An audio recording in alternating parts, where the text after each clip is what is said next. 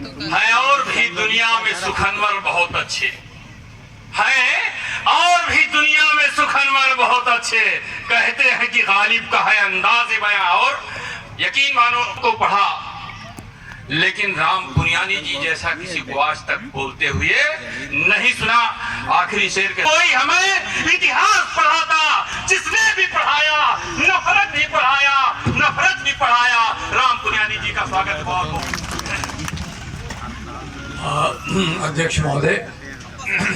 अध्यक्ष महोदय और बद्र आलम जी, पहले तो मैं बहुत शुक्रगुजार हूँ कि आपने मुझे आज के इस जलसे के लिए बुलाया।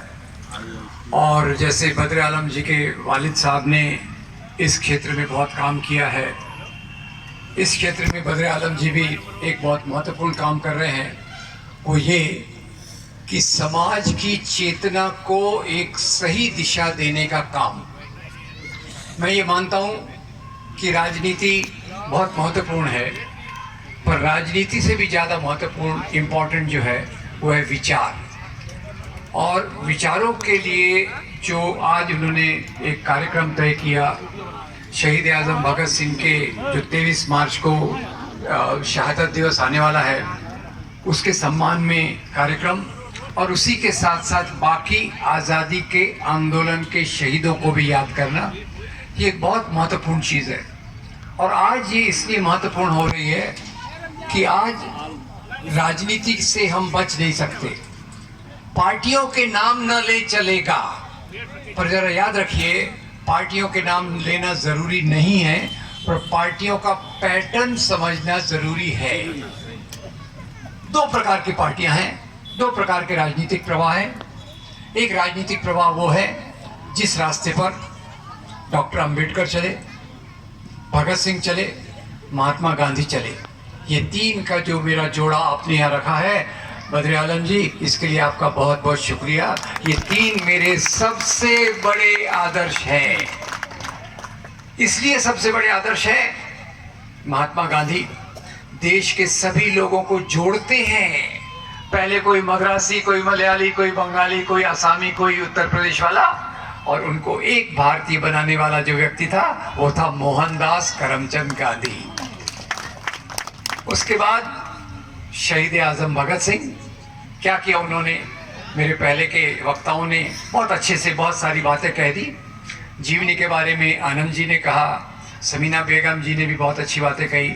मैं उनकी जीवनी को नहीं दोहराऊंगा, मैं एक सरल बात कहूँगा कि भगत सिंह ने 23 साल 8 महीने की उम्र पे जो काम किया और जो देश के नवयुवकों को रास्ता दिखाया, ये वही रास्ता था, वही जोश था, वही त्याग था जिसके कारण देश को आज़ादी मिली। इस बात को याद रखिए।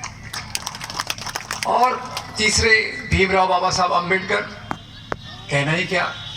आज हम जिन बातों को लेके चलते हैं, भारतीय संविधान, भारतीय संविधान, भारतीय संविधान, कहने को सब कहते हैं भारतीय संविधान, पर जब करने का मौका आता है तो किसी और किताब को नाम लेकर चलते हैं। और वो किताब का नाम आप मुझे बताएंगे? वो किताब जिसको डॉक्टर अंबेडकर ने जलाया था, कौन सी किताब थी? Manusmriti. Thank you very much.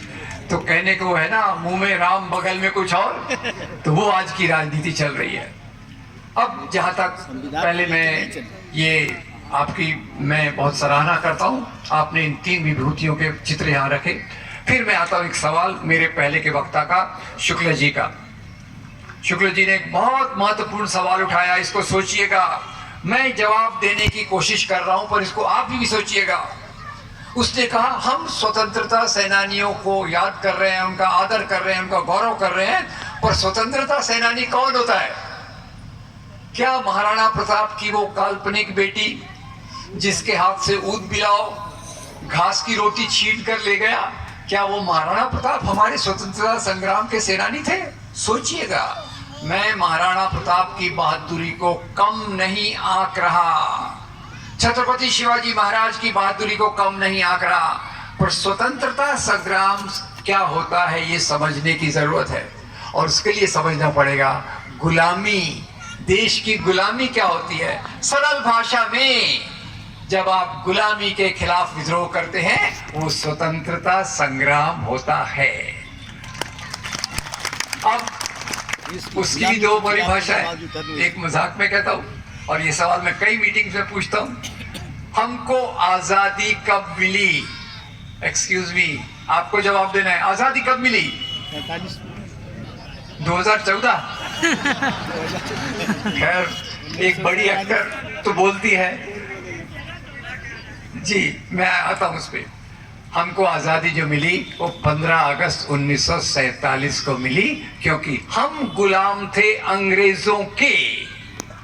जैसे समीना बेगम ने बहुत अच्छे से बताया कि पहले भारत में मुसलमान राजा भी थे, हिंदू राजा भी थे, और मुगलों के काल में तो भारत का जो कंट्रीब्यूशन था जीडीपी का, थैंक यू समीना बेगम जी, आपने बताया कि वो दुनिया के पूरे जीडीपी का 1/4 था।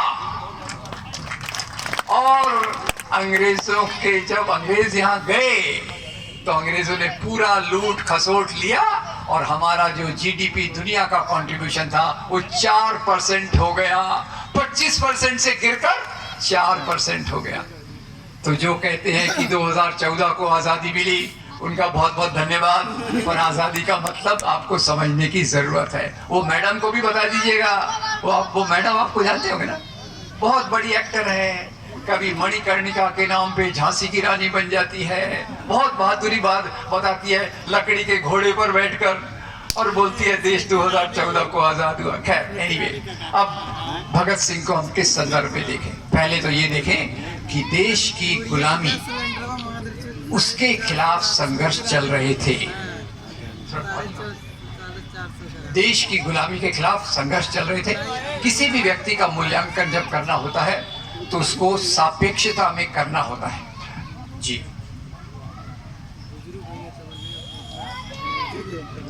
भगत सिंह जब पटल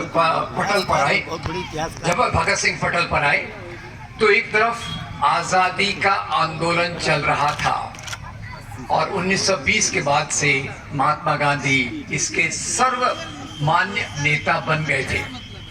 और महात्मा गांधी का एक सरल सिद्धांत था कि लोगों की भावनाओं का आदर करो, एक सर्वसमावेशी इंक्लूसिव धर्म को मानो। धर्म को इस प्रकार से नहीं मानो, अगर मैं हिंदू हूं तो मुसलमान अगर है तो मेरा दुश्मन है, अगर मैं मुसलमान हूं तो हिंदू मेरा दुश्मन है। उस प्रकार के राजनीतिक प्रवाह भी थे। तो 3 प्रकार के राजनीतिक प्रवाह थे। एक राजनीतिक प्रवाह इस्लाम के नाम पे राष्ट्र बनाना चाहता था, पहचान लिया आपने। एक राजनीतिक प्रवाह हिंदू धर्म के नाम पे बनाना चाहता था, और तीसरा प्रवाह था जो सभी लोगों को जोड़कर स्वतंत्रता, समता, बंधुता के मूल्यों को विकसित करना चाहता था। और भगत सिंह इसी परंपरा में थे। अब इसी परंपरा में शायद आनंद जी ने एक उल्लेख किया कि एक परंपरा थी क्रांतिकारियों की। ये अपने आप को दूसरे आंदोलन से अलग मानते थे। अलग इसलिए नहीं मानते थे कि उनके मूल्य अलग थे, पर वो कहते थे कब नौजवान थे, खून गर्म था, जल्दी चाहिए आजादी। तो शुरू में वो हिंसा में विश्वास रखते थे, और इसलिए वो एक अनुशीलन समिति नाम का एक संगठन था कलकत्ता में। और कलकत्ता के अनुशीलन समिति में के बाद खास तौर से चंद्रशेखर आजाद और शहीद आजम भगत सिंह और बाकी जिन लोगों का नाम लिया गया, इन्होंने मिलकर बनाया Hindustan Republican association. Hindustan Republican association, नाम को जरा ख्याल कीजिए, आगे इस नाम को मैं विकसित करूंगा और नाम का मतलब भी समझिए। भगत सिंह आए, और भगत सिंह की एक बात खास कर, उनकी एक अंतिम बात पहले बता दूं। लाहौर के जेलर को रिक्वेस्ट किया कि मुझे यहाँ की लाइब्रेरी की किताबें पढ़ना है। अब जेलर एक के बाद एक किताब ला के देता रहा, भगत सिंह उसको चाट जाते, किताबें खत्म हो गई तो उन्होंने कहा बाहर की लाइब्रेरी से ला के दो ना, मुझे और पढ़ना है, मेरे पढ़ने की भूख जा नहीं रही। और ये आज उस समय बोल रहा हूं मैं जब पढ़ने की भूख नहीं है। मुझे बहुत खुशी है कि लोग कह रहे हैं आपकी किताबें खत्म हो गई, पर ज्यादातर आजकल पढ़ने की आदत कम होती जा रही है। मुझे बहुत अच्छा लगा जब आनंद जी ने कहा कि वो रोज सुबह 2 घंटा पढ़ने की कोशिश करते हैं। तो भगत सिंह में ये बात थी। और इस बात का उच्चतम बिंदु देखिए 24 मार्च को उनको फांसी दी जाने वाली थी। 23 मार्च को उसको प्रीपोन कर दिया गया, जल्दी कर दिया गया। जेलर आया और उसने कहा भगत चलो तुम्हारी फांसी का वक्त हो गया है। पहली बात तो ये कि जैसे अशफाकुल्ला जी के बारे में बताया गया, फांसी का कोई गम नहीं, बस वो मजे में रहते थे, मजे में यानी जो भी अपना काम करते रहते थे। और जब जेलर आया तो इस बात को जरा नोट कीजिएगा, जेलर आया तो उन्होंने कहा जेलर साहब मुझे 10 मिनट और दीजिए। बोले क्यों, क्या बात है भाई? बोले मैं एक किताब पढ़ रहा हूँ, मैं किताब पढ़ रहा हूँ, किताब के 4 पन्ने बाकी है, वो मैं पढ़ लूँ तो मैं आपके साथ फांसी के फंदे पर झूल जाऊंगा। ख्याल कीजिए, मैं मरने वाला हूँ, फांसी होने वाली है, पर अपने ज्ञान की लालसा को पूरा करके मरूंगा। और यही उनके जीवन का मूल मंत्र था, जिसके कारण उन्होंने पत्रकारिता की, किताबें लिखी। 23 साल 8 महीने में जो उन्होंने साहित्य की रचना की, उस पे कलेक्टेड वॉल्यूम्स निकले हुए हैं। और कलेक्टेड वॉल्यूम्स बहुत बड़ी किताब है, बहुत सारी किताबों का मैं जिक्र करूंगा और उस पर आऊँगा। तो खैर आनंद जी की बात में थोड़ा जोड़ते हुए, शुरुआत में वो जो पहली बात तो ये है कि हिंदुस्तान जो उनका एसोसिएशन था, इसमें उन्होंने सोशलिस्ट शब्द को ऐड कराया। पहले हिंदुस्तान एसोसिएशन था, हिंदुस्तान रिपब्लिकन एसोसिएशन था, उसमें उन्होंने नाम ऐड कराया हिंदुस्तान सोशलिस्ट रिपब्लिकन एसोसिएशन। तो आज मुझे बहुत खुशी हुई, लोहिया जी को मानने वाले बहुत हैं, समाजवाद की अलग अलग प्रकार की परिभाषाएं हैं, कार्ल मार्क्स से लेकर तो राम मनोहर लोहिया, पर मुख्य बात एक ही है कि उत्पादन के साधनों पर जनता का नियंत्रण रहे, उत्पादन के साधनों का फायदा जनता को मिले। और इसलिए आज मुझे याद आता है, आज के समय में राजनीतिक पार्टी का नाम तो मैं नहीं लेने वाला, पर उत्पादन के साधन कहाँ जा रहे हैं? जनता से जो भी, किसी ने कहा 70 साल में जो भी बनाया 7 सालों में बेचा जा रहा है, एक के बाद एक, एक के बाद एक। और सोशलिज्म का दूसरा एक मोटा मतलब होता है गरीब अमीर के बीच की खाई को कम करना। अमीर ज्यादा अमीर न रहे, गरीबों की गरीबी ज्यादा न बढ़े, और मजदूरों को उनका हक मिले, किसानों का उनका हक मिले, सब लोगों को अपना हक मिले। ये सोशलिज्म की मोटी परिभाषा, इसका एनालिसिस मत कीजिए, ठीक है? आज क्या हो रहा है? आज आपको बता दूं, अडानी का मामला तो चल रहा है, राजनीतिक मामला नहीं है, ये व्यवस्था का मामला है। व्यवस्था का क्या मामला है कि आज जो सत्ता का व्यवस्था है, उसमें अमीर लोग अमीर होते जा रहे हैं और गरीब लोग पहले से गरीब होते जा रहे हैं। गरीबी बढ़ रही है। ऑक्सफैम की एक रिपोर्ट को देखिएगा, ऑक्सफैम की रिपोर्ट आई अभी ऑक्सफैम का संगठन वो रिपोर्ट निकालता रहता है, उसमें उन्होंने कहा देश के 1% लोग देश की 60% संपत्ति पर नियंत्रण करते हैं और देश के 70% लोगों के पास 10% से भी कम संपत्ति है। अब यहाँ मैं एक बात और ऐड कर दूं, भगत सिंह के रेफरेंस में हम सब बातों को आज के संदर्भ में देखते जाऊंगा। तो मेरा एक विश्वास है और ये विश्वास पिछले 1 साल में पहले से ज्यादा मजबूत हो गया। और वो विश्वास क्या है कि जब भी राजनीति को धर्म के कपड़े पहनकर किया जाएगा, जब भी राजनीति के ऊपर धर्म का लेबल लगाया जाएगा, देश का विकास नहीं हो सकता। और ये बात मैं पहले से मानता था। 1993 में बाबरी मस्जिद ढाई गई, तब से मैं बेचैन हो गया कि मजदूरों के अधिकार के लिए मैं काम करने का सोचता रहता था। मैंने कहा मजदूरों के अधिकार कब कहाँ बचेंगे?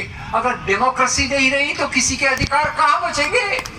अभी कोई कह रहे हैं कि लोग में डेमोक्रेसी कमजोर हो रही है, वास्तविक में कमजोर हो रही है। डेमोक्रेसी के बगैर हमारे अधिकारों का मिलना असंभव है। और जब भी धर्म के नाम की राजनीति मजबूत होती है, ये बात को ख्याल कीजिए, भगत सिंह के रेफरेंस में भगत सिंह ने धर्म के ऊपर बहुत लिखा है। उनकी किताब है, किताब से डरिएगा मत, किताब का टाइटल डरावना है, पर अंदर जो बातें हैं बहुत अच्छी अच्छी है। किताब का टाइटल है मैं नास्तिक क्यों हूं। मैं यहाँ नास्तिकता का प्रचार करने नहीं आया हूं। मैं मानता हूं, मैंने गांधी जी की बात की, मौलाना आजाद की बात करूंगा, सब धार्मिक लोग थे, पर भगत सिंह ने धर्म के कौन से पहलू की आलोचना की? दो पहलुओं की। एक पहलू की आलोचना उन्होंने की कि धर्म के नाम पे लोग आडंबर खड़ा करते हैं, अंधविश्वास पैदा करते हैं, केवल कर्म कांड को धर्म मान के चलते हैं। वो मनुष्य से प्यार करना सिखाए वो धर्म होता है। और भगत सिंह अपनी किताब में नास्तिकों में पूरे विस्तार में बताते हैं कि कैसे कुछ लोग लोगों के विश्वास का फायदा लेकर अपना धंधा खोल लेते हैं। पर आपको पता होगा कि एक बहुत बड़े बापू थे, आजकल जेल में हैं, क्या नाम है?